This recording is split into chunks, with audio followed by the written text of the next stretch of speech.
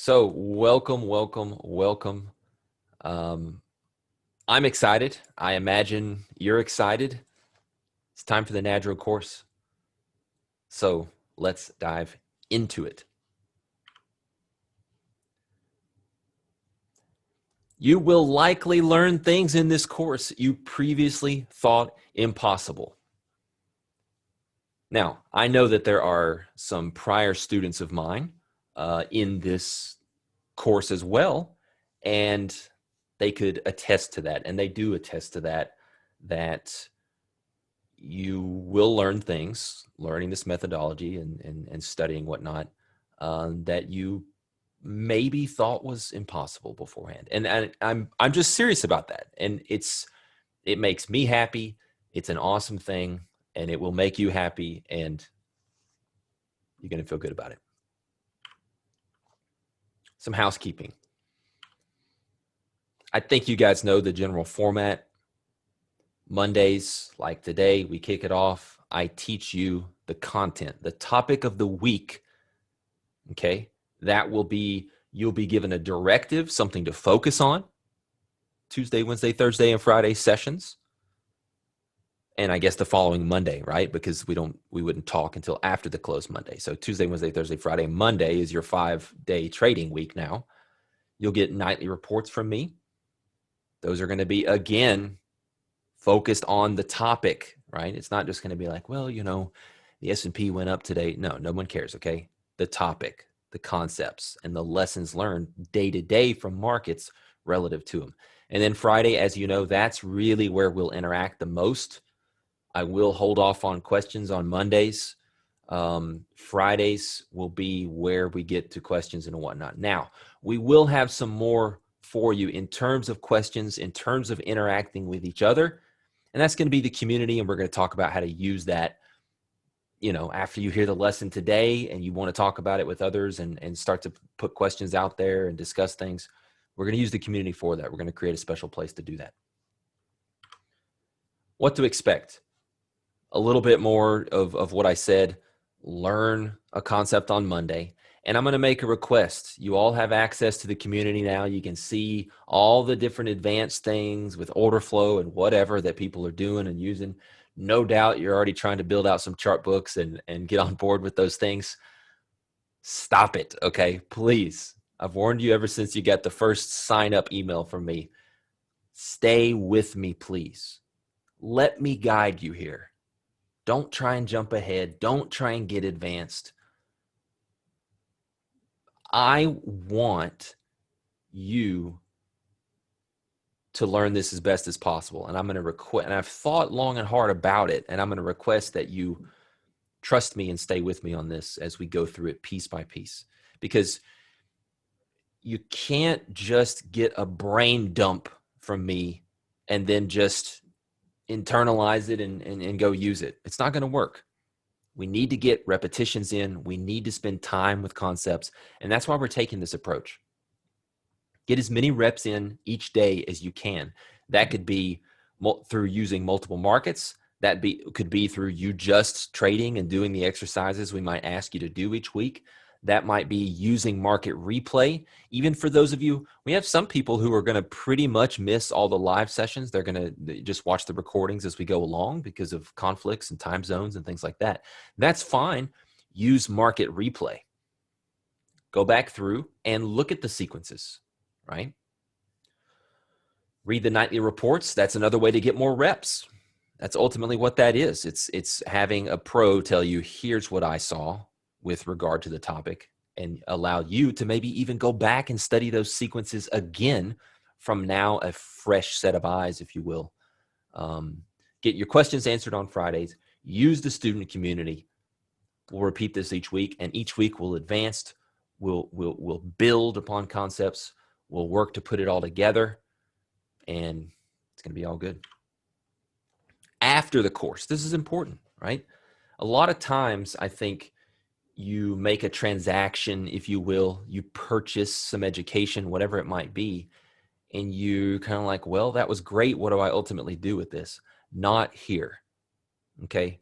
This is what the community is all about. and other things. This is what Apteros is about, and kind of providing that full path from potentially a beginner.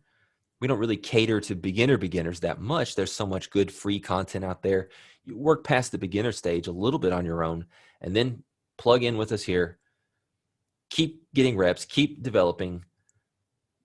Once you've spent a few months building up some concepts, or you feel pretty good about where you're at with the NADRO methodology, we have advanced group mentoring. You can get more of a personalized one-on-one small group type interaction to identify blind spots, to be held personally accountable to goals and whatnot, which you won't necessarily get in this. So we can let you spend some time with the material, let you kind of absorb it, let you see it in practice, let you figure out what in the world's going on. And then we can help take you to a next level there with advanced group mentoring. Our hope, the whole reason we're doing any of this is because of the desk. I hope everyone knows that. The whole point is the trading desk. And, quite frankly, I get questioned, not like questioned from people who would be like, well, those who, what do people say? Those who can't do, teach, right? Something like that. You know how the Twitter culture is around trading education. And rightfully so, because it's a nasty, nasty world out there in the trading education space. This will be refreshing for you. This will be real stuff. This will be professionally guided. This will be good, okay? But our hope, and I forgot, the thing that people ask me is that are in the know, that understand what's going on. They say, why do you share that stuff? Why are you sure? Are you worried about losing that edge? Like, it's woof. And look, I agree that it is a little bit scary, but this is a choice I've made. I want to share the information. I want to build a desk, build a team, and that's what we're going to do. First, be unoriginal. You've probably heard me say that before. That's kind of more along the lines of stay with me. Let me guide you here. First, just try and do as I say, and be able to replicate things on a simple, basic basis. And then later on, guys, that's when you can become more nuanced, more subjective, develop into your own trader with your own niche and bring things that you've learned elsewhere and incorporate it with NADRO. And that's a beautiful thing, but not right now, not right now for you new students.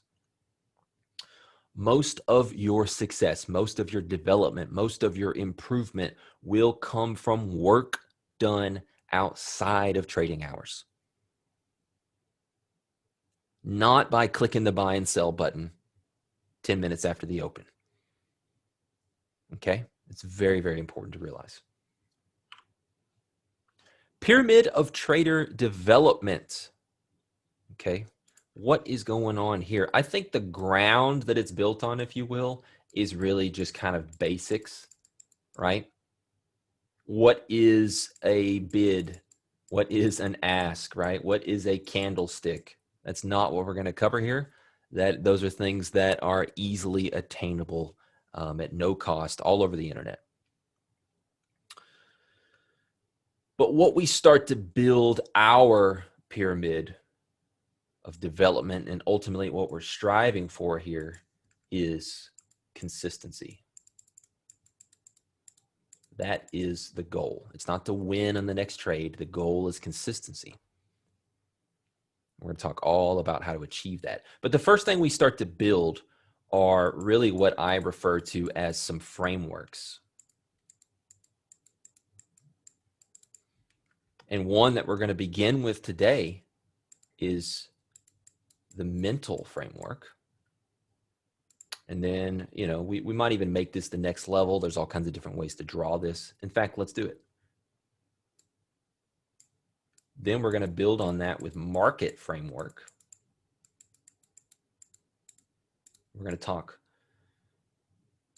I can't talk in draw type at the same time.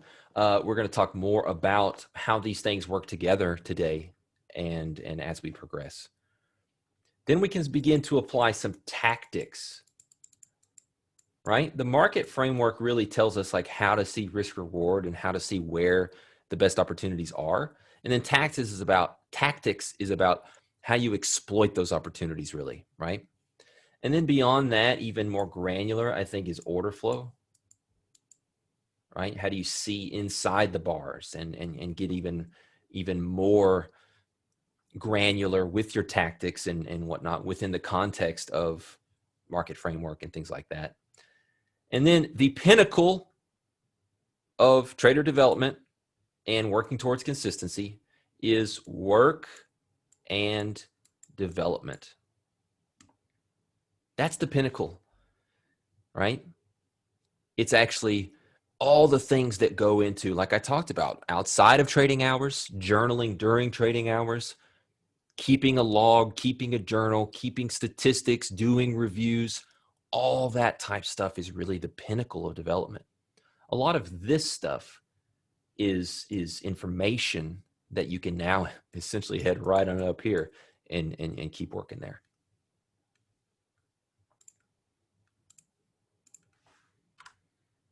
So, lesson 1, mental framework. Without a good mental framework, nothing else will matter, right? It was at the base of our pyramid. Everything else will crumble. And we're going to talk a lot more about that, but I just want to hit you over the head with that right off the bat. Nothing else will work if you don't take what I'm going to teach you in this lesson today seriously. And we're going to talk a whole lot more about that. So the chapters we're going to discuss today are that 1, most fail. And that's just at trading in general. Most fail. Then we're going to talk about the natural human trader. It's a term that I coined for how we show up to markets as just kind of natural, biological human creatures, and how much of a disadvantage we are and how bad we are to show up to play this game. Then we're going to talk about who we want to be as a trader, which is what I call the evolved human trader. We start out natural and we've got to evolve. Number 4, or chapter 4, how does process fit into this picture? Because I think it is important to kind of frame how process is going to work relative to the mental framework and whatnot, and how it all works together to ultimately be a CPT. CPT equals consistently profitable trader. Chapter 5, I'm going to give you a warning. In chapter 6, we're going to talk about actually developing as it relates to the mental framework, and we're going to give you something to do this week to kickstart that development and have a very good exercise. So chapter 1, most fail. Why do most fail? The main things that I've come to know from my experience, from talking to others with a bunch of experience in the industry, is that first and foremost, most traders don't actually have a methodology with edge. They don't have a positive expectancy. Most of these people who don't, most of these people who don't, a lot of them think they do, which is the tough part about it. You might be one of them sitting there. You might be showing up to this lesson today thinking that you've got a good system. And from my experience, you probably don't. And I know that's tough to hear, and that's offensive, because these systems and methodologies that we develop are like our little babies. And I'm the same way, and we try and be as objective as possible. But the fact is, it's plain and simple, guys. Most don't have an edge, and that's one of the main reasons why they fail. We're going to give that to you in this course, right? We're going to give you NADRO, which is an acronym for the full methodology. And secondly, none of us, and the topic of today is that none of us are naturally wired properly to be CPTs. So we aren't able to do what we're supposed to do when we're supposed to do it, aka execute. You could hand most people an edge and they still won't be CPTs. They either can't see, And we're going to talk a lot about, you know what I'm going to teach you today? I'm going to teach you how to see. That's what the lesson is today. We should just rename it. Lesson 1, how to see. Okay. You either can't see or you just act out of habit. The answer to that is today's lesson on mental framework, how to see. So we're going to deliver both to you, but let's keep, I started off, maybe I'm doing a bad job of managing expectations here. You're not going to believe how good this is, right? That was kind of my first slide. We're going to deliver all this to you, but I want to bring everyone back to reality here in terms of this is a 6-week program. It's like you dedicated 6 weeks to becoming a pro tennis player. Are you going to be a pro tennis player after 6 weeks of a great training program with a great coach, with great peers, within a great environment, with great lessons and video review and real life examples, and being able to watch the pro play every morning for the last week of the program? Are you going to be a pro? And the answer is no. No, no, no, no. So understand what you're up against here. It's a long journey. It's a path, and we love it because we love markets and we love trading. So let's begin it. Let's begin it. And it could either be a beginning for you here today, or it could be the next step. Maybe it's time to take a step back, ultimately, revamp things. I hope that is the case for some of you. So, quick chapter there. Most fail. And I gave you exactly why I think that's true. Now let's talk about how we show up as the natural human trader. Spoiler alert, and I've already kind of spoiled it before. We show up entirely unequipped to handle trading as our natural human selves. And this little second point here, it's really important. It's not your fault. You're not as uniquely broken and messed up in the head as trading may have you thinking you are right now. Got a little chopped up in the S&P today, did you? Beating yourself up, making some mistakes? I know for sure that I went through quite a phase of thinking and really, literally referring to myself in my journal as a monster. I could not understand how I continued to let myself down. And I talk a lot about that stuff. A lot of you have probably listened to my talk with the Alpha Minds podcast, and I talk a whole lot about that in there. Maybe that could be a good little evening review for you if you haven't listened to that. So it's important for you to realize right now that you need to forgive yourself for how mean you've been to yourself with regard to trading. You're not as broken as you might think you are, because we're naturally bad at this. Even our own biology is against us, right? Hormones, endorphins, like literal physical biological things that occur within us, which create and stir up things and amplify things and do things to us, which make trading difficult. So we have some problems. And I'm not going to give you a white paper on all these things, guys. If you don't believe me on one of these, feel free to contest it on Friday. I'm open to discussing things. And by the way, I'm not an expert on psychology necessarily, but I know from a good bit of experience, and I've seen studies on the following.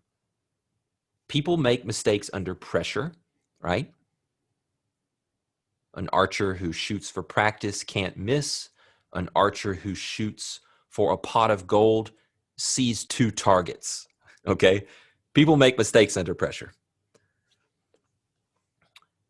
We, as natural humans, want to avoid making choices that we'll regret. That's ultimately why there's more hesitation around maybe taking the entry you think you should in markets is we actually don't want to make a choice that we might regret. And we can fix that. We naturally, in a lot of ways, are not so hot at making risk-reward based decisions. A lot of behavioral econ studies have shown that to be true. The way we're brought up, no matter where you are in the world, and we've got people on this all over the world, our education system typically And our societies typically shape us and reward us based on accuracy. And that sets us up for failure in trading. We have natural fight or flight instincts, messes us up in trading. We have naturally occurring biases, right?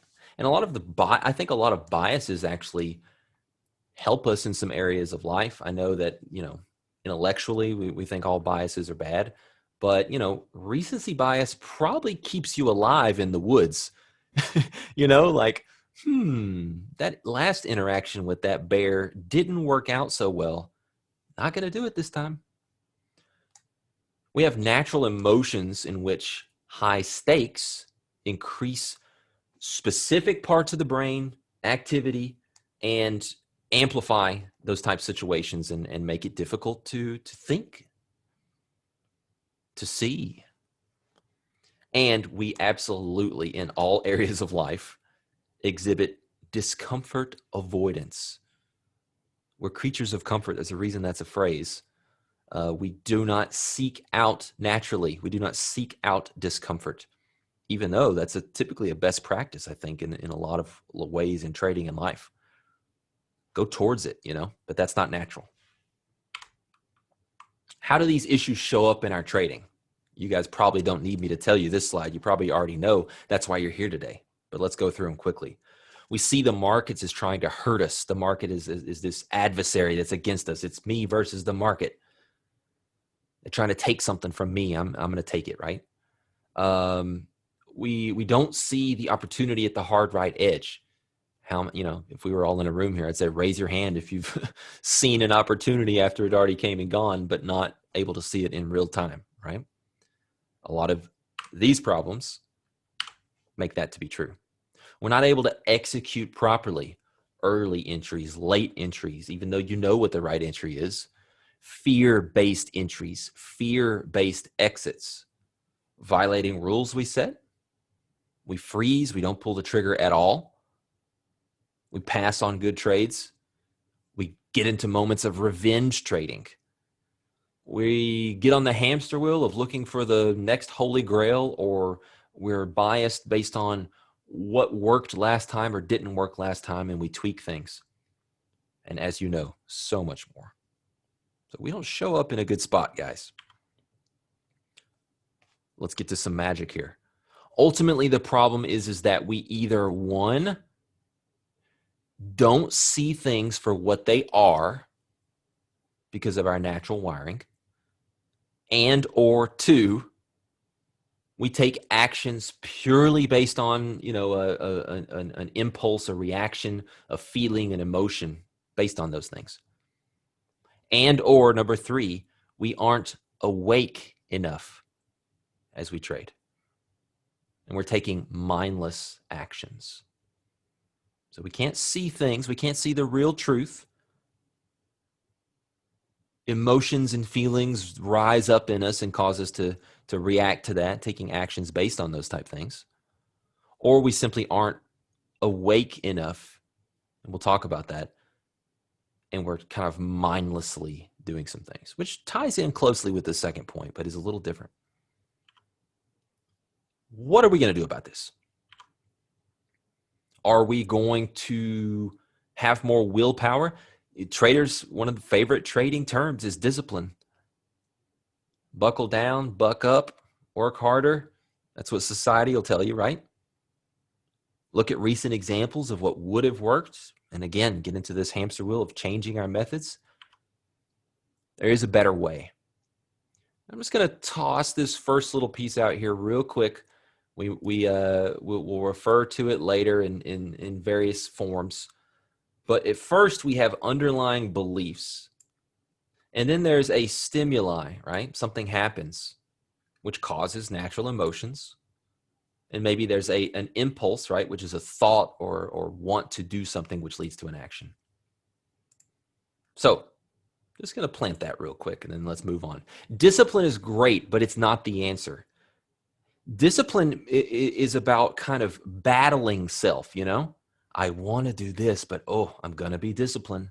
I want that extra bowl of ice cream, but I'm going to be disciplined. You're battling. Natural emotions, responses flare up, and you as a trader fight to overcome them. That's not the answer. It might be a Band-Aid solution. You might could duct tape it together for a while, but there's a better way. The absolute pinnacle of this type of learning is to think differently about ourselves, about markets, think differently about trading and what it is. So we actually change what types of emotions and responses that we have in the first place. You see how that's different? If we can change the way we think about things, if we can change our belief systems, well, then we now interact with the same stimuli, and we now maybe have a lack of the natural, normal human trader emotions, which might lead to impulses to take wrong actions. And we're going to insert some other things into this equation as well. Two main models as a solution here, okay? Mental framework, which we're going to talk all about today, and process, which we're going to talk about going forward. Mental framework is what's going to teach us to see clearly, to take conscious control over what we do. Because ultimately, what is the problem with this natural human trader? Like, we keep distilling it down into like, here's issues we have, here's how it shows up in the market. But really, what's the problem? The problem is that we lose objectivity. We no longer see the truth. Things are filtered, things are colored, things are tainted. And we must evolve our thinking, right? What is objectivity? I think most of us know, right? You know, it's a person or judgment not influenced by personal feelings or opinions. The natural human trader can't see the truth. Not always, but when the stakes become high, when frustration mounts, when different things happen, when fear arises, as it naturally does, these things prevent us from seeing what's really at the hard right edge. So we gotta change this in order to do that. Mental framework is about teaching you to see. And then process, right? To know what to look for and make decisions with what we see, right? Step 1, step 2, step 3, here's the filters, here's what you look for, those type things. So if we develop a proper mental framework so that we can see clearly, now we need to know what to see and what to do based on what we see. And that's what process gives us. It's all about seeing and then ultimately doing. A CPT equals a quality mental framework plus a process with edge.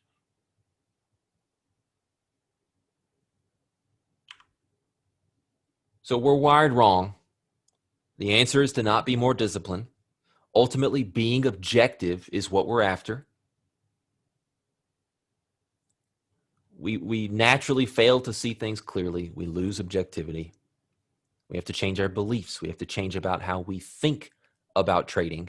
And by the way, therefore, how we feel, so that we can perceive opportunities in real time, so that we can make proper decisions based on those perceptions, those good, real perceptions. It's really, really important, guys. It's like a two-legged stool doesn't stay up, right? You can't cut off one of the legs of a stool. If you cut off the mental framework from our stool, you will be on the ground. No great trading strategy, NADRO included, will fix this core problem. Only work around mental framework is going to help. So, shall we talk about the upside, the fixes, where we need to get to? Let's get to it. The evolved human trader, chapter 3. So 4 things we need in order to, quote, get evolved. Number 1, understand more about ourselves, the natural human trader, which we've been doing. Number 2, learn and embrace the real, true nature of markets, not some idealized version that we might have.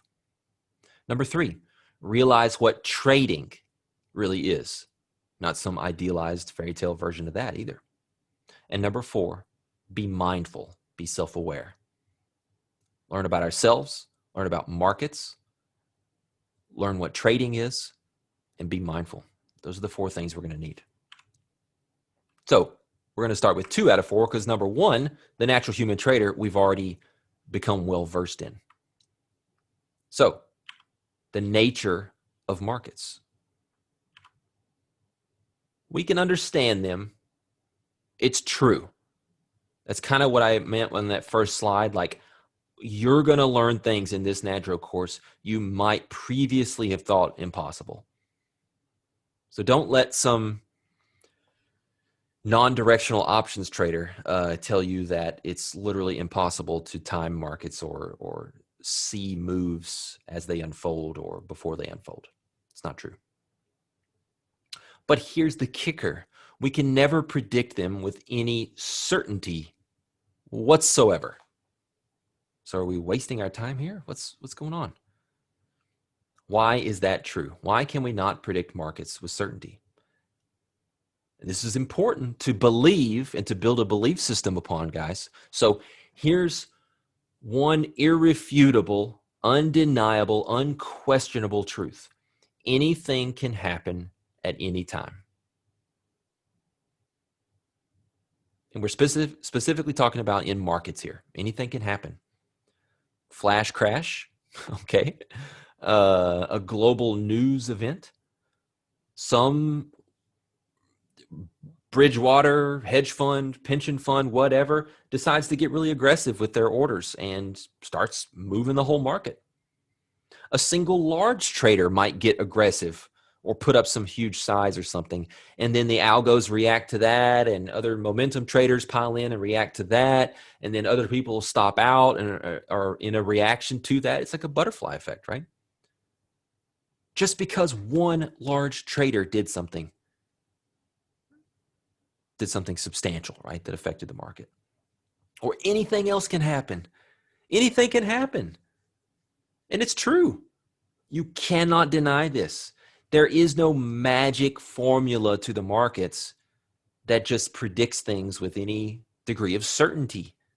It doesn't exist because markets are too complex and anything can happen at any time to change what's going on in markets.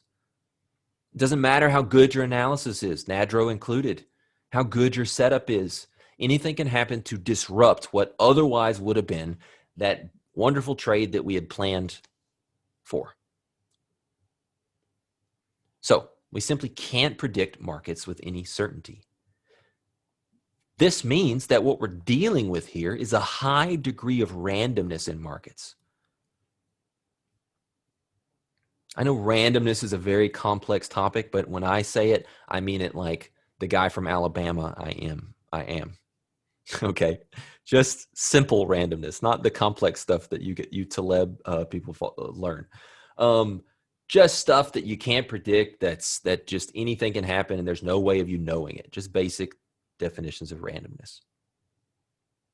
You must wholeheartedly adopt this truth. It will liberate you. It will allow you to see more clearly, and we're going to talk about it. The natural human trader gets into trouble because they don't actually accept this truth. So they lose that important objectivity. They have a losing trade. Was that bad analysis on my part? Something I could do better? Oh, you know what? If I put RSI on my charts, it told me not to do that. Stupid. Is the market evil? Is it mean? Did I get screwed? Are they out to get me? And my personal favorite, the algos, right? A catch-all for it didn't work out for me and it's not my fault. These algos, I tell you what, can't compete. Not true. Accepting the randomness and real uncertainty of markets prevents us from losing our calm and objective state. It allows us to see, to more easily see this objective truth of the hard right edge through our analysis, rather than us getting blinded by emotion, our natural instincts, natural fears. It's all about being able to see. And this is one of the really, really important beliefs that will begin to allow us to stay more objective and not get into getting upset over something like a losing trade or thinking that you can change to prevent that losing trade. There's a lot of randomness in markets, and you have to accept that. If you're truly uncertain about what the market might do next, you'll find yourself less stressed, less emotional, less tense, less fearful, and therefore able to see things as they are more clearly. Embrace it. Again, it's reality, guys. So that's what markets really are. What is trading really? Ask anyone with experience, that knows what trading is. Ask them what trading is. You'll hear all kinds of answers along the lines of ultimately placing bets on which way the market will go. Obviously, that's a directional type trader, which is really all we care about within our focus and world here. Or a boilerplate here. Well, by analyzing blah, blah, blah, insert whatever tool or method or data or whatever, we can exploit blah, blah, blah, right? These things are true. Those are good definitions of what trading's about. But ultimately, what any trading style comes down to is math. And it doesn't matter. I'm not saying that you're all quants. I'm saying that no matter if you're using the sunspots to make your trade decisions, ultimately your results come down to math. And that's what we call expectancy, or in the case of a profitable trader, positive expectancy. An unprofitable trader would have negative expectancy. What is expectancy? The formula is you essentially take your win percent, how often you're right, and you multiply that by, kind of on average, how much you make when you're right, minus how often you're wrong, and on average, how much you lose when you're wrong. And that gives you your expectancy. So if that's zero, it's break even. If it's positive, it's profitable. If it's negative, you're losing money. That's what it all comes down to. When I analyze what my desk traders are doing, I don't really care as much about the actual hard expectancy number, but I do look at very closely at the components that go into expectancy, which ultimately is what I break down into two things: win percent, because loss percent is just 1 minus win percent. And then the ratio, as well as the individual components of average winner to average loser. That's what we look for to see how good of a trader you are. So for an expectancy example, just for the basics for some folks, what if we were to flip a coin and, if you win $1. If I win, you lose $1 to me. If you win, I pay you $1. If you lose, you pay me $1. What's going to happen in that game over time? It's going to be an expectancy of 0, right? We're going to break even. Nobody's going to win. We might have streaks. You might get lucky for a while. I might get lucky for a while. But if we do it enough times, the law of large numbers will come back to haunt one of us and take the money back, and we will end up kind of net. What's the expectancy of this? Well, it would be 50% times 1 minus 50% times 1. It equals 0, right? Now, what if we played a game where if you call the coin flip correctly, I pay you $2, and if you lose, you call it incorrectly, you pay me $1. Well, that's a game you want to play. You're going to mint money from me over time. You might go down. You might have 4 or 5 losing flips in a row where you have to pay me and then pay me and then pay me and then pay me. And you're thinking, what's wrong with this coin? Naturally. But if you keep playing that game, you come out ahead.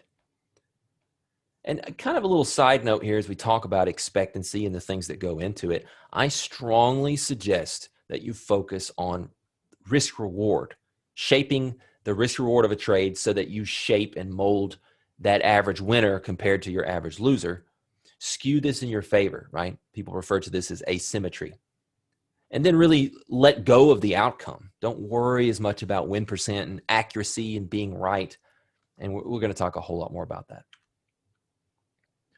The easiest, best example of expectancy being used properly that I can ever think of, that Mark Douglas could ever think of, that Trade Like a Casino book could ever think of, is a casino.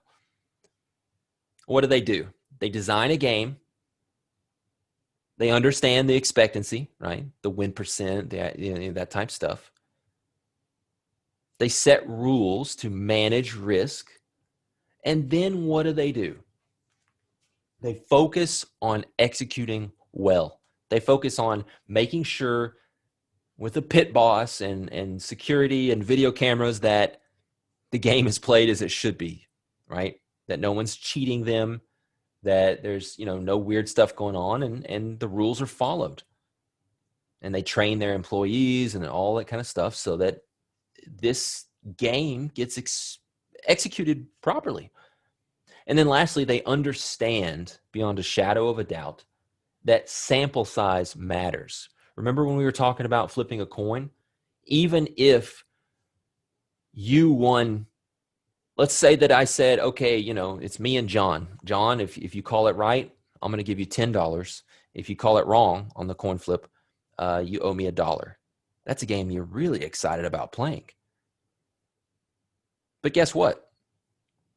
We could flip it and you could lose. We could do it again and you could lose, right? You could have a string of 4, 5, 10 losses in a row. You have to understand that those type of short-term sequences are part of the nature of a probabilistic, game, a game with odds of one thing happening over another, right? 50-50, 60-40, who knows? But at the end of the day, a small sample of one event, 5 events, it doesn't matter. You have to let the numbers play out over meaningful sample size. So that's what a casino does. And they actually, try and get as much sample size as they can. Free drinks, keep the lights on 24/7. You don't know what time it is in there. Keep the sample size coming, because we know the more rolls of the dice, the more flips of the card, the more our expectancy has a chance to play out. And it will play out. Expectancy in trading. Looks like a pretty dang similar model here. We design a system, we'll just call it that instead of a game. We understand its expectancy. We set rules to manage risk. We focus on executing well, and we understand that sample size matters. This is what trading is. It's like you are now the casino business. This is what trading is. Another topic along this line is that we have to embrace risk. A casino embraces risk, don't they? They allow you to come in and take risks. They take risks. When you put a bet down, you're taking a risk, but so are they. And in fact, if we were to walk over to a roulette table or go play one hand of perfectly played blackjack or whatever, they don't have much of an edge at all, right? There's like, is it 36 numbers on a roulette wheel? And European style roulette, there's only 1 0, which the house is going to win unless you were to bet that number. So if you bet on red or black, which half the numbers are red, half the numbers are black, except for that 1 green 0, that's how they get their edge. So it's just slightly less than 50% when you place that bet and when they accept that bet. So they want to take that risk. So what do we need to do as traders? We need to embrace risk. You have to, no pain, no gain, no risk, no reward. This is true in life. No matter how safe your business might seem, you're taking risks with any business in order to get compensated. It could be an unforeseen risk, right? How many businesses thought that they were going to go out because of COVID, right? But guess what? It was a risk that customers would stop coming through the doors. So How much, this is, I did a video on this the other day. You guys may have seen it. How much do I want? Very important that we want to take risk. How much do I want to risk in order to find out uncertainty if the next trade is going to work or not? A real possibility because of the uncertainty. We know the outcome is uncertain because of the random nature of markets. We know that the outcome of this particular trade is meaningless because we now understand that edge only comes over sample size. You don't just put on a trade because the analysis is good and expect that it works. We have to put risk on in order to trade. It's part of what trading is and what we're doing. So we want to put on risk where it's appropriate to do so. That's where process comes into play, right? We're no longer afraid now. We can let go. Is the casino, maybe imagine, put yourself in the shoes of, let's say you own a casino and you understand the games and the edge and what you're trying to do and execute and get the sample size. You understand all that. And you're strolling around and you see someone put, $1,000 on a roulette wheel spin. Are you absolutely terrified of the outcome of that? Maybe your first day on the job or something, you might be like, ooh, I certainly hope we win. Okay, whew, we won, right? Or, oh, dang, that's $1,000 out our pocket right there, right? But once you see that over sample size, it's happening, you have wins, you have losses, but the edge plays out, which is where you get confidence and you have the same thing occur as a trader. You're no longer afraid of those individual outcomes. You can let go of being emotionally invested in those type of outcomes. We're going to talk a lot more about letting go. So what's our job as a trader? Given all this massive uncertainty, what can we actually know? Very short list. We can know what an opportunity looks like. Process is going to give that to us later. We can know how much we risk. Remember, we want to risk to find out if it's going to work. And then we can have, a process in place to pay ourselves if and when trades go in our favor. But we have to be able to see clearly so that we can see the proper opportunities and that we can act with conscious control rather than impulsively or mindlessly.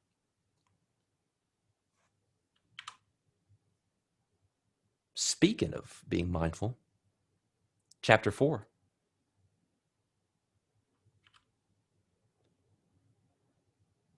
Think of being mindful kind of like staying awake, right? Versus allowing yourself to kind of drift off to sleep. You can be self-aware, aware of yourself. You can take conscious, right? You're able to really think about, here's an action I want to take, rather than most of us, we spend a lot of our lives, there's a lot of great books on this out there, but we run around and acting out of habits. I call this kind of autopilot mode.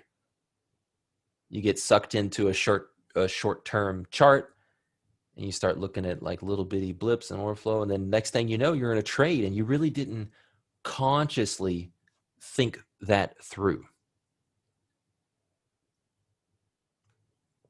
Now, I think a ton of self-awareness comes down to making a choice to be mindful or self-aware. Think about it.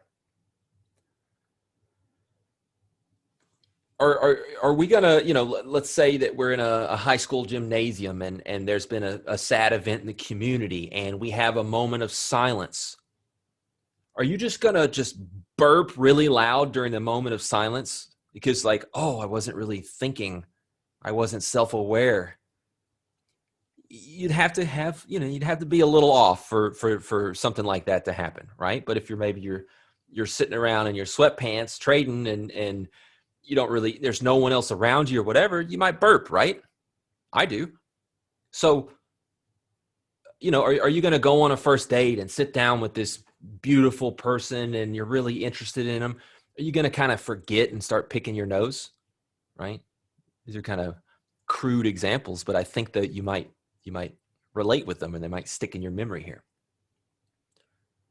I think a lot of self-awareness comes down to making a choice that the moment is important enough to be self-aware. Take care of business here, okay? I I I think that it's really important, and a lot of being mindful. We do have a bit of a choice now.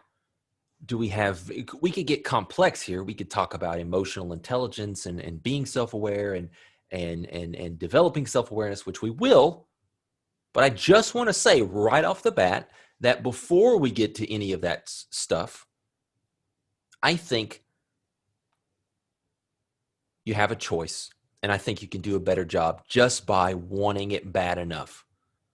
But the problem is, and we'll talk about motivations in a later part here, but the problem is that people don't actually want to be mindful.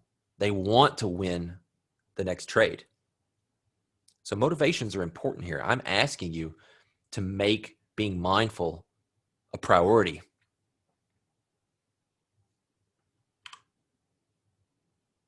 Two things to notice. Actually, it's three. We can notice emotion. And the fact that, or the act of noticing emotion separates you from that emotion in a sense. You become an observer.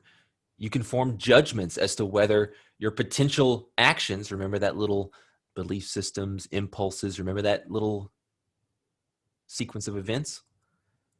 Well, if you notice emotion, it allows you to kind of figure out on a more conscious level as to whether the action you were maybe thinking of impulsively doing makes sense or not. So we can notice our emotion by being mindful. We can notice with our senses. These are physical type things. What's your posture? Are you tense? Are you leaning forward in your chair? Are you got a death grip on something? Are you grinding your teeth? Is your heart pounding? How's your breathing? Have you stopped breathing? Physical things. You can notice with your senses. Self-talk. There you will find things that perhaps you mumble or even just talk in your inner dialogue when you're upset. And you can learn your triggers and you can learn to your red flags. Whoop, I just gave the market a big expletive here. I typically only do that when we're headed to Tilt Town. You can notice things like that before they actually boil up and become a real problem in your session that day. And a lot of what we're going to talk about with mental framework, remember, is preventing the Band-Aid fixes of needing to battle those things. So mindfulness is fantastic, and it's going to be a key component in one of our main areas we're talking about here. But a lot of the belief system work about the natural human trader, about what markets really are, what trading really is, you might find yourself more relaxed in general and needing to lean on the mindfulness a little less because you're not getting as triggered. You're not cussing out the market under your breath because you understand. You can see clearly. And we can notice our motivations. This is really, really important. One of the deepest quotes ever said by one of the market wizards, I believe it was Ed Seykota, everyone gets what they want from the markets.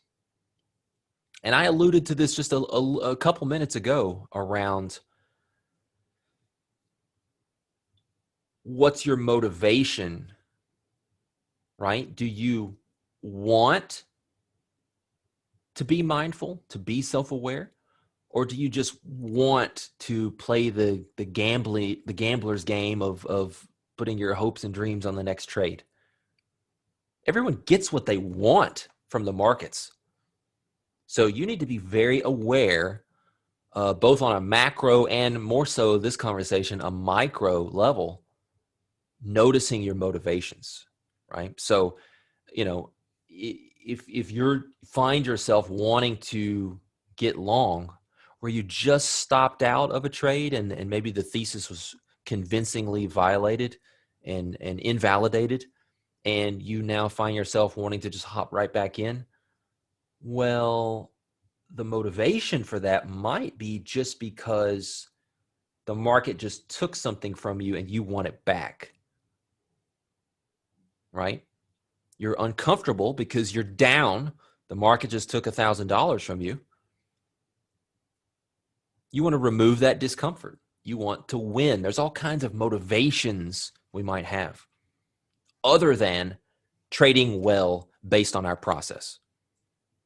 But if you're not mindful, if you're floating around in autopilot mode, if you're asleep, so to speak, you're never going to notice those motivations, and you're going to keep making the same mistakes that all the natural human traders make. So motivations are important. I think that you can make a choice and improve it, and I think it also takes attention and practice to hone in and develop as well. Letting go is a big deal. Okay, in the chat, who knows this quote? Train yourself to let go of everything you fear to lose. Who said that?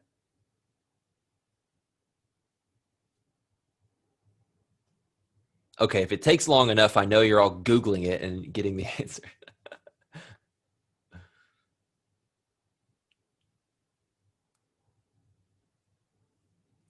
The answer is Yoda from Star Wars. I should have used the accent. You would have nailed it. Train yourself to let go of everything you fear to lose, right? Think about how that ties in with my archer example and pressure. Pressure comes from like the fear of the downside of things a lot of times, right? That outcome that we don't want to face. So when we shoot an arrow for practice, we can't miss. We're the best that's ever been. But when we shoot an arrow for a pot of gold, we see 2 targets. So we have to let go of everything that you fear to lose. Hold weaker opinions, not stronger opinions. Take yourself less seriously. Be realistic with these truths that we're talking about here. Understand the uncertainty, the randomness, the lack of dadgum importance on any individual trade outcome. Practice mindfulness, write things down, get honest feedback from others. Don't judge yourself in the moment, just observe. You can correct. I'm not saying that we're all patsy positives over here and like everything is good, kumbaya, there's nothing negative. No. You can observe a negative, you can admit a negative, but you don't have to really harshly judge yourself for that. You can understand that natural human trader and have some sympathy and grace with that, and then make the right decision despite those type things. But there's a lot of things that come into letting go with trading, and a lot of this is interconnected with all the things we're talking about. 4 things to get evolved, right? We understand more about ourselves as the natural human trader. We learn the real nature of markets, uncertainty, and we realize what trading really is, that mathematical equation at the end of the day. And then we need to be mindful. This is what the evolved human trader internalizes. Let's look at a few examples. On entries, The natural human trader, I know, and I got into a student earlier today about this. I know exactly what's about to happen here.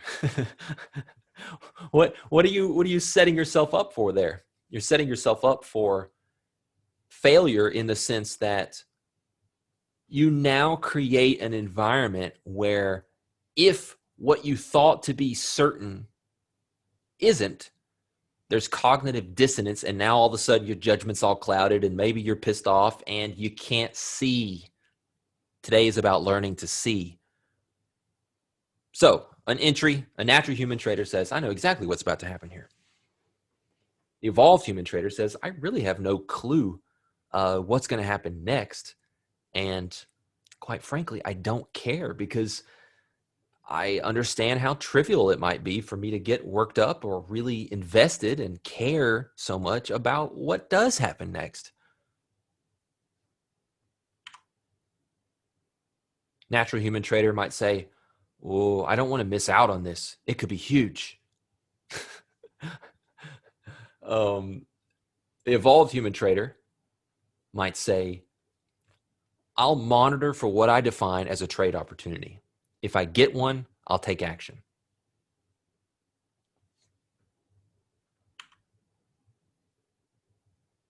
Stop outs. Natural human trader. Algos again. Those damn algos, I tell you what. Evolved human trader. One meaningless stop out here. One of many that I'll have over the next 20 trades I take. My win percent is 45%. So, over half the trades I'm going to take over the next 20 trades are probably going to be losers, just like this one was. Next. You see the difference there? These algos, I mean, they're running my stops. Okay, all right. What about in trade management? Natural human trader. Come on, baby. Come on. Go up, go up. Come on, just this once. Come on. Right? Evolved human trader. I'll monitor what the market's telling me here so I can manage my trade accordingly. The evolved human trader sounds really boring, doesn't he?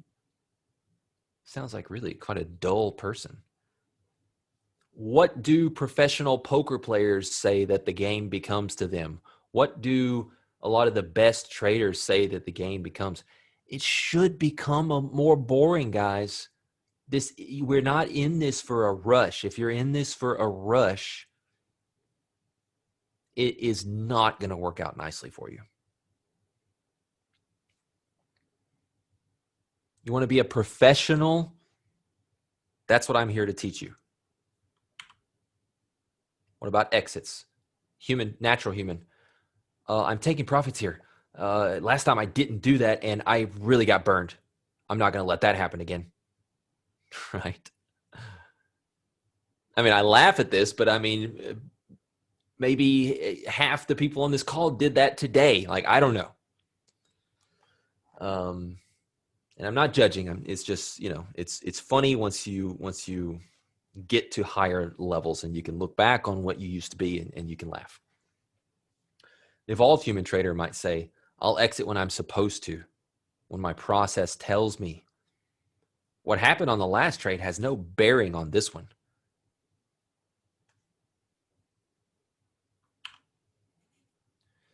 There's a massive difference between how we naturally arrive to trading and how we must evolve in our thinking if we want to thrive, if we want to get to CPT status. We have to understand that we are flawed as it relates to being naturally ready to be good traders. We're totally messed up for it. We have to embrace the uncertainty that exists in trading and markets. We have to know what trading is really all about. It's not about your perfect analysis. It's not about being right. It's not about unlocking the key to the markets.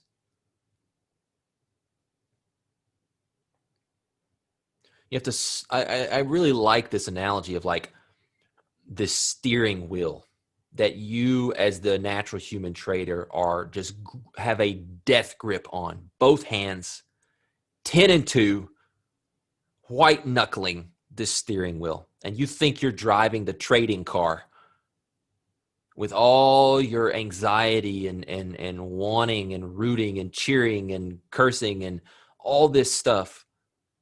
And guess what? It's all been a big joke. The steering wheel that you're gripping is not even connected to the car. It connects to the dash right there, but it doesn't connect to any mechanical systems of the car to actually control the car. It's totally outside your control. And you're over there just gritting your teeth, going crazy, trying to steer that car. And it's all futile. You got to let go. And we have to be mindful. We have to take conscious control over our actions. We have to pay attention to our motivations for wanting to do something or our feelings. This will put you in the best possible position to now go and trade well, to see. And we'll define what trading well is like as we dive into more of the NADRO specific strategy tactics. Speaking of process, how does it fit in with all this?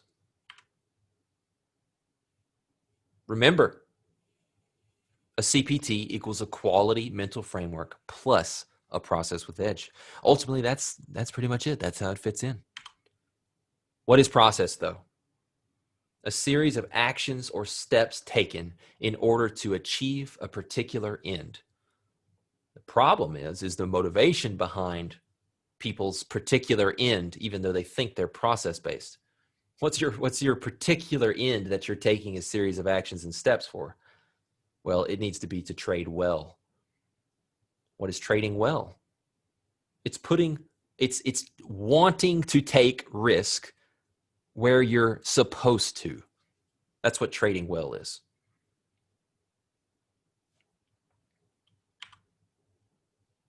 So remember the little equation where we started with beliefs and whatnot? Let's go back to that.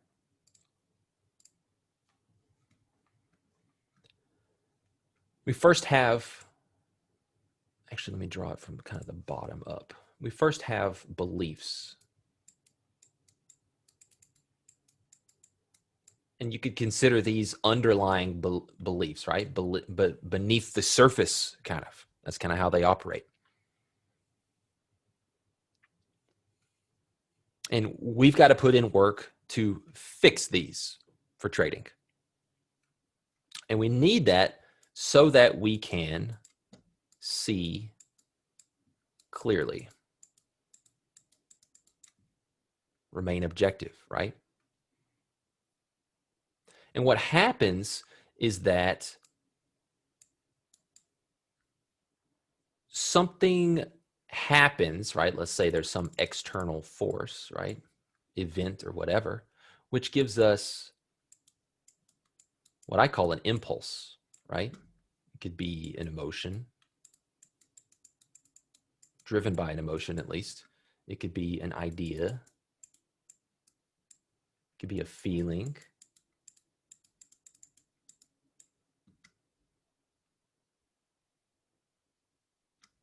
And then the natural human trader, as we know, has the flawed beliefs, so they're not seeing clearly. And so they act on these impulse or emotions and whatnot, and it's not great. So really what kind of happens there, let's kind of segment. This will be the natural human trader. Really, they have those flawed beliefs. And they have something that happens, stimuli, we'll call it, right? The market does something, they did something on their last trade, whatever it is, and they have that same impulse, again, based on those flawed beliefs. And what happens? It goes straight to action.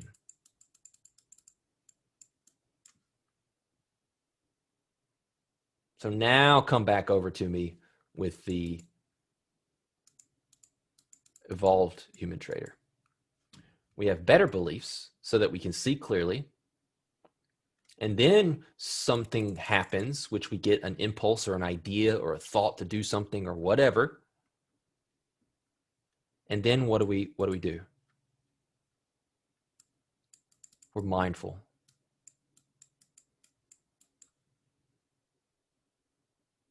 We say, oh, I just noticed the fact that I want to get long here. I just noticed that I'm really afraid all of a sudden of this position I have on. I want to exit it. And so now what can we do? We can put that into what we call market generated information. We can observe, okay, being mindful allowed me to notice the idea that I had. Let's look to the market. Let's filter that information through a process. And then that can lead to an action. Very different models here that all begin with the foundation of having the proper beliefs. And that's what we've been talking about all day today, are those beliefs around you, markets, trading, all that stuff, and the additional concept of being mindful. So this is where process fits in. And process, we're going to talk a whole lot more about process because it is complex. Markets are complex, and we need to teach you what to look for. But this whole deal has to work here so that you can see clearly enough to use your process through the lens of actual market generated information to then take appropriate actions a high degree of the time. This is like very, very, very important model here.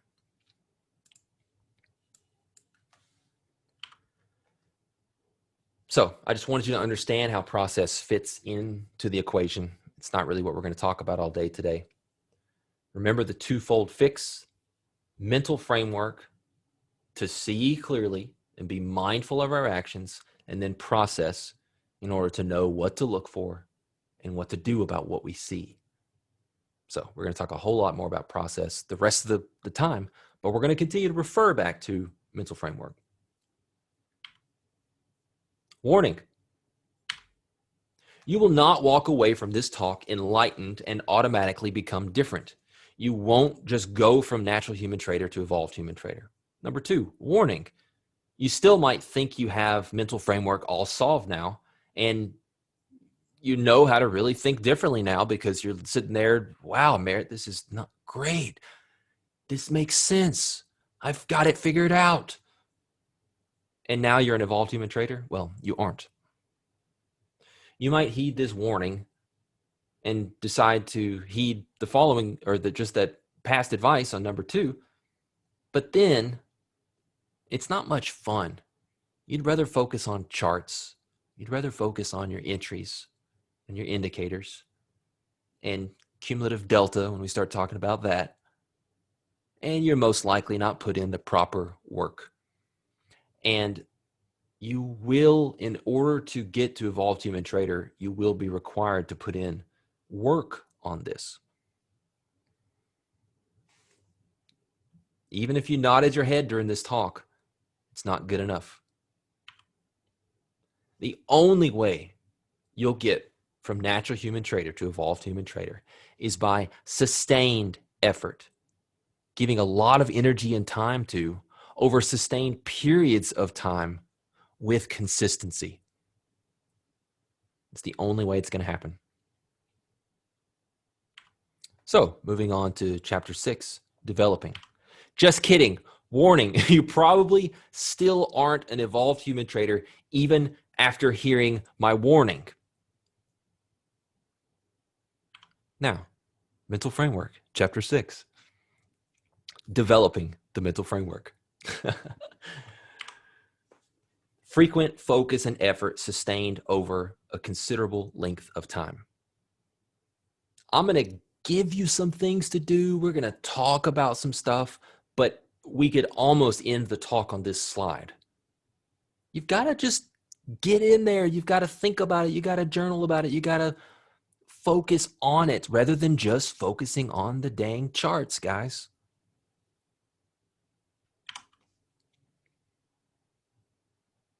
You probably don't need to go lay down on a couch and talk about your relationship with your mother or lack thereof. Make it a priority. Most do not. Most fail. Think about your mental framework. Get serious about that as something that's important in your trading. Wrap mental framework concepts or work into your daily routines. Now, a little caveat here just popped into my head. I think some folks go too far with getting too complex about mental framework. Like, psychologists, like they can get really, really deep and really, really out there with a lot of stuff. Next thing you know, you're like, I don't know, doing something that's, you're starting to get a little weird. Okay. I really want to keep this to the basics. I really want to keep this pretty standard here when I mean that you got to get really serious about it. You got to work on it. I don't mean that you have to hook electrodes up. Okay. Sustained energy and effort over time. Sometime during the pre-market preparation, which you should all have, and we'll talk about throughout this course, spend some quiet time, right? We're always in the phones, the TVs, the screens, right? Always entertainment, something coming at us. We lose that inner voice. This is a societal thing that is one of my biggest issues personally. But anyways, not my biggest personal issue. One of my biggest soapboxes with society right now is what I mean. So you need some quiet time. You need, to be able to connect with yourself rather than almost blocking out yourself with all the external stimuli. That's kind of what society is all about. So spending some time, however you like to, meditation, prayer, it all works in the same benefits. Visualizations.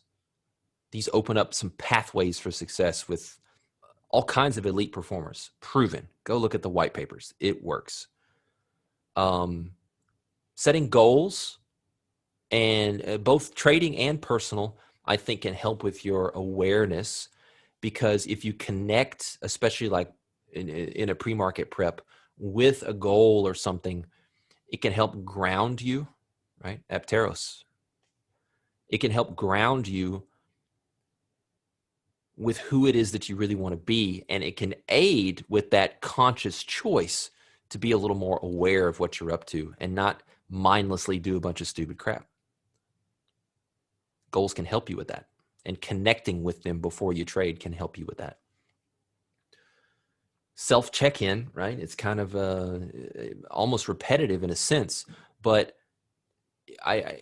be aware if you're very emotionally upset, had a fight with the spouse, something, just lost a loved one, whatever the case may be, to varying degrees. You need to check in. You need to make sure that you're okay emotionally. You need to make sure that maybe if you get COVID, it's not a great idea to be trading. You might be too sick to trade. That's another thing to check in. So physical well-being, you could be too tired, you could be too emotionally upset, you could be too physically sick, those type of things. You need to check in. And a little extra bonus, a confidence rating.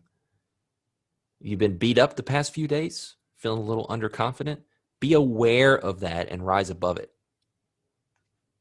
The simple act of being aware can help you detach from that state. You overconfident? You've been up in your size lately and you just can't miss? Well, guess what? You might have a drawdown headed your way, and a nasty one. So be aware that you're a little overconfident can detach you from that state and help you be aware in the moment, be more serious about minding your risk and not doing something boneheaded because you've been having some success. You can observe and journal throughout the session. This is probably one of the biggest things. Again, observing the emotion removes you and allows you to be an observer of the emotion. It helps with being mindful and working on the mental framework. Incorporate mental framework into your pre-market. Incorporate mental framework into your post-market. How did you do today at that? Review the journal from some psychological posts. You could have goals around mental framework. You can have exercises that you were supposed to do throughout the session. You can add that to your review process. The 0535, go to apterostrading.com, go to the blog, check out the 0535 exercise. You could make that more based around mental framework than, more purely around getting a contextual read at those half-hour increments. I think my all-time favorite in terms of an exercise is executions with affirmations. And it's quite simply, you put on a trade, and as soon as you're in the trade and your stop set, whatever, you now go to the journal and you write down an affirmation that speaks to a quality mental framework. More to that later. You can use a loop timer, something that just goes beep, beep, beeps at you whatever frequency that seems to be appropriate. How often are you, quote unquote, drifting off to sleep? How much help do you need coming back to conscious control? Every half hour? Every half second? What do you need? You can use a little loop timer, and I use a free one online. You can just Google it, loop timer, and works on a browser, and you just minimize it and it runs. You don't have to go turn it off. It just goes beep, beep, and that's it. You just like, oh, hello. Was I drifting off there? Let's come back. You can learn your triggers. Learn the sequence of events that tend to set you off and cause you to deviate. And you can use stats, monitoring them and focusing on stats with a focus on sample size. And this really comes full circle. Like, we're looking at our stats and we're understanding that the stats are only meaningful over decent sample size. Just like when you're in the moment trading, building up stats one by one, you now understand that the goal is those 20, 30 trades. It's not this one trade. So it really does come full circle. The more you focus on your stats in sample sizes, really taking control of the stats and thinking, I'm not going to look at it unless it's in a sample size that's important to me. You're reshaping your mental framework by doing those things. So that is what I had for you today. Let's talk about developing specifically this week. We want to begin the difficult work of reshaping our thinking and beliefs. It's not as fun as trading, guys. Nobody wants to put in this work. It's very rare, but it has to be done. I'm sorry. It has to be done. Shaping habits of working on our mental framework. We're going to do that this week. Shocker, huh? We're going to begin to observe ourselves. Begin to experience that. We're going to trade markets in a simple way and observe ourselves while doing that. We're going to start the good habit of journaling. Journaling is while you're trading, during the session. We're going to get comfortable with it, and we're going to see the power of it. The exercise. We're going to trade based on some simple rules, which I'll explain to you. Here's really step one of the exercise. I want you all to come up with 5 affirmations that are really impactful to you from this lesson. Example. Hey, Merritt, half your trades are going to be losers. Half your trades are losers. So guess what, Sherlock? this one could easily be a loser. It's got a little bit of a negative hint skew to it there, the way I said it. So you don't want to be really negative with yourself, but you can have fun with it. It's fine to call yourself short. That's fine. But an affirmation that really connects to something that you heard today, it could be verbatim. I suggest you try and come up with your own wording in ways. Come up with 5 of them. Write them down and refer to them as you complete the exercise. Before you start trading in the pre-market, and then one of the 5. And if you really want to get fancy, you could come up with like another one in the moment, or just try and, like, again, it's almost like meditation, like thinking on it, focusing on that. You might come up with a new affirmation in the moment. Write it down, use it. Might be the best one you came up with. So I don't know what that sentence is supposed to say, but it's, well, what it says. But what it's supposed to say is, before you begin trading pre-market, I want you to go through all the affirmations that you have on your list. Think about them, kind of let them marinate with you. And then during the trading sequence, after you get your entry and your stop and your target set, write one of them down. You could do that with pen and paper. You could do it in something like Evernote, or all the latest rage now in the student room with the Notion. And then bonus points if you can say it out loud. Use more senses, it becomes more impactful to you. So we come up with our affirmations. We're going to follow these trading rules precisely. We're going to execute flawlessly with a process. We're going to journal throughout the session. Again, could be physical or digital journal. Write down those affirmations, like I said, with every entry. And then you want to journal, is this effortless? Or am I experiencing like emotion rising up, conflict as I try and do this? Write down other thoughts or feelings or fears that you objectively observe. Just note them, write them down. Don't judge yourself. And get back to the task of executing flawlessly and continuing to observe yourself and writing the affirmations with every new entry. That's the exercise. How are we going to trade? We're going to focus, and what you're going to hear from me is around the S&P. I'm going to use a 3,000 volume chart. We're going to set this chart up together, so don't worry. With a standard Heikin Ashi, it's an indicator you add to overlay on top of the candles, the price chart, and a slope-colored VWAP.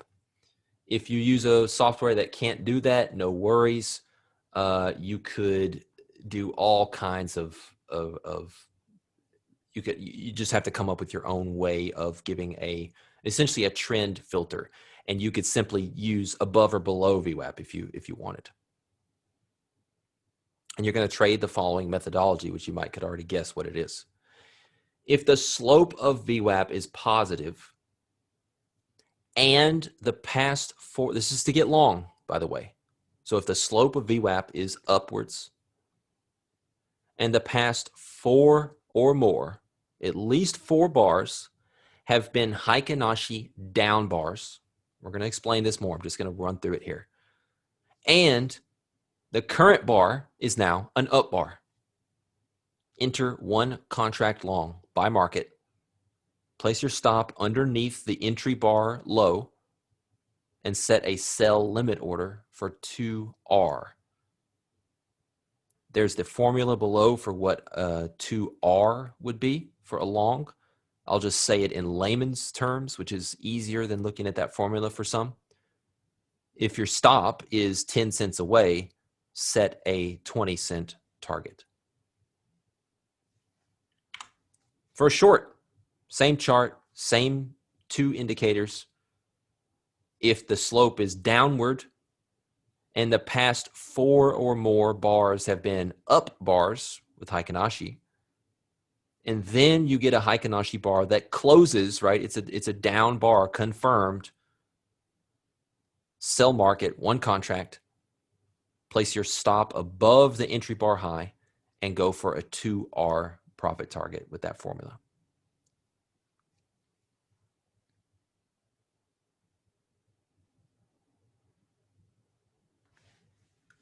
So let's have a look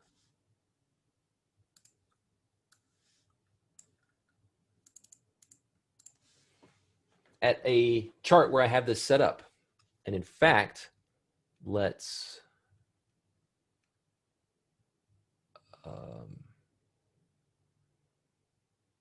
remove everything. So now, what have I done? I have a chart of the S&P, E-mini S&P. You could do this in sim, maybe with the ES. You could also do this live with one micro contract. You're not going to go broke. You bought an expensive course here. You're not going to go broke trading one micro live.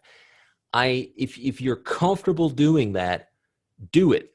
You're probably going to lose money. Doesn't matter. It's not going to be much, but it will amplify this exercise. So anyways, 3,000 volume chart, right? Most of you are familiar with, price bars where you set like a 3-minute chart. Well, you can set a volume chart. You can set it to 3,000 volume, 3,000 contracts come through. It makes a new bar. After 3,000 contracts, it makes a new bar. I've got this chart set to an RTH chart, pit session from 9:30 till 1600 Eastern. You could set it to a 24-hour chart. Doesn't really matter. I'm going to use RTH for what I do. So now let's add our Heikin Ashi, analysis, studies. Start typing it in. There it is. There are no settings. We're not using a smooth version. It's a smoothing indicator on a standalone basis. We don't need to smooth it further. And there are display settings, right? Like, in fact, it's set to high-low bars, which is going to look like that. Or you could set it to candlesticks or whatever. So, hey, we'll leave it on the high-low bars. It does look weird at the open when there's a gap or something like that, but it doesn't really matter. We'll need to let price settle in once we open with VWAP and whatnot. Anyways, so let's add VWAP. Volume weighted average price. And I think that's what it looks like by default. And so let's go into our settings. Let's get rid of this top band and bottom band 1. Set them to ignore like everything else. And the VWAP, we will turn on auto coloring based on slope. And then let's make a nice blue and a red. So there you go. It could get a little tricky. So just pay attention to what the slope color is. Today, you see how VWAP was up, down, because it was perfectly flat.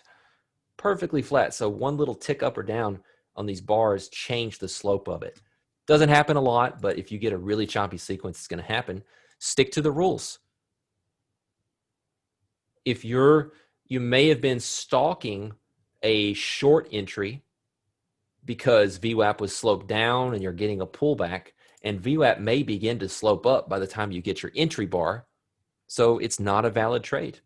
When you get your entry bar, the slope has to confirm, negative for a short, positive for a long. So where might a trade occur? Here's one. So where VWAP is sloped down, we get 1, 2, 3, 4 bars, then 5 bars. So we got our minimum of 4, and then we get this bar that changes. So you should be short when that bar closes. You should have your stop set above or right at, doesn't matter, just a tick above or right on top of the tick of the swing high. And then based on wherever your entry price, you can't really tell from Heikin Ashi, but let's say it was right here, you would set, if this is 16 quarter up to 18 quarter. So it's 2 points. So you'd set a 4-point stop at 12 quarter. What do you know? We missed it by 1 tick. No, I'm pissed. No, right? Observe that if you feel that. If it starts coming in here and it starts to go away, observe it, journal it. Beautiful example there. Diedrich says he's not seeing any bars. Can someone else, are you not seeing this chart?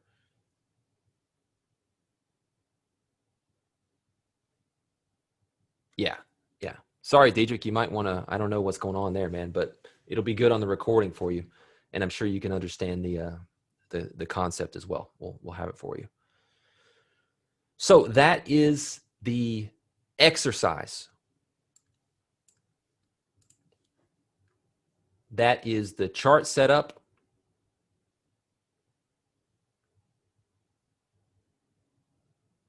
Very standard, methodical, objective way of entering and exiting.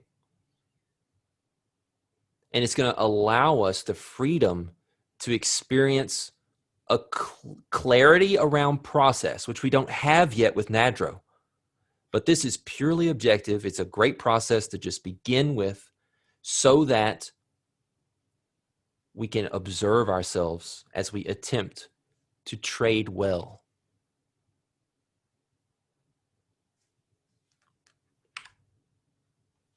What did we learn today? We're not naturally cut out to be CPTs. We have to develop a better mental framework and process, which we'll get to. We can do this by knowing ourselves better,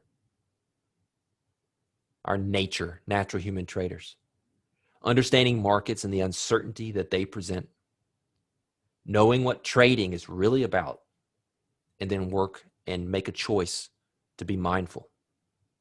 This will allow us to remain objective, that key component.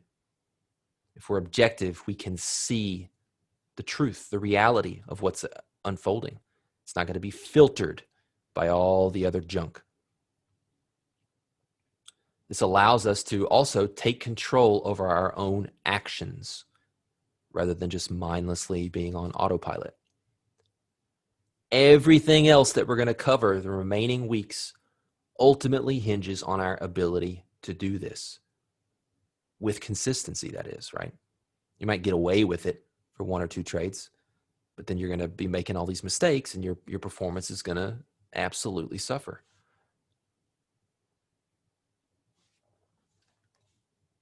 I hope this has been helpful. We will get the recording to you ASAP. Do the exercise. Look for a report from me each night, and we will talk on Friday and take questions and explore the topic with whatever we need to. Cheers, guys. I know this isn't the sexy chart stuff, but we got to take care of this. I hope you can see the seriousness of my cry for you to be serious about this. Cheers.